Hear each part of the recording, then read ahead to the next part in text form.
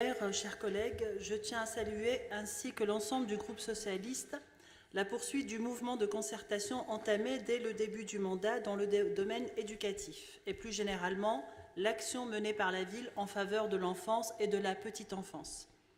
Rappelons que c'était notre principal engagement de campagne, faire de cette question une priorité, construire la ville à hauteur d'enfants.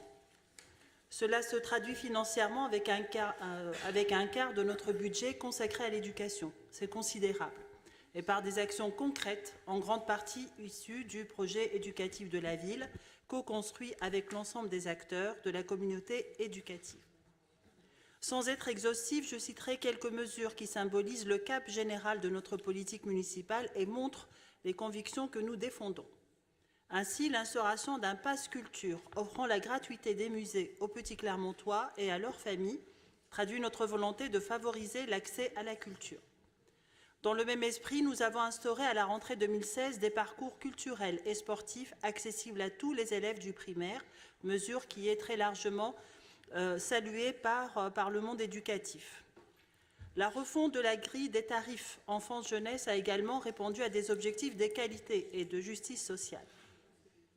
Nous soulignons d'autre part les efforts accomplis par la ville depuis la réforme des rythmes scolaires pour offrir aux enfants scolarisés un accueil de qualité en périscolaire et pour stabiliser les équipes d'encadrement.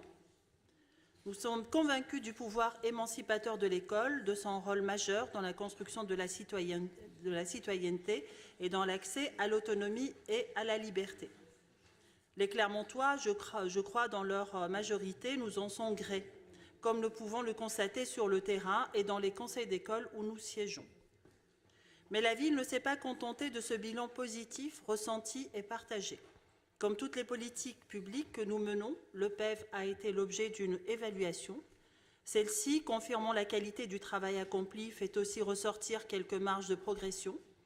C'est ce que nous souhaitons maintenant explorer avec le PEV 2. Les réunions de concertation ont commencé du 13 au 15 juin et quelques pistes intéressantes se dégagent déjà, notamment une place accrue des parents à l'école ou des temps d'études assouplis pour être davantage en adéquation avec l'âge des enfants. C'est pourquoi le groupe socialiste se félicite de la politique conduite dans le cadre du PEV depuis 2015.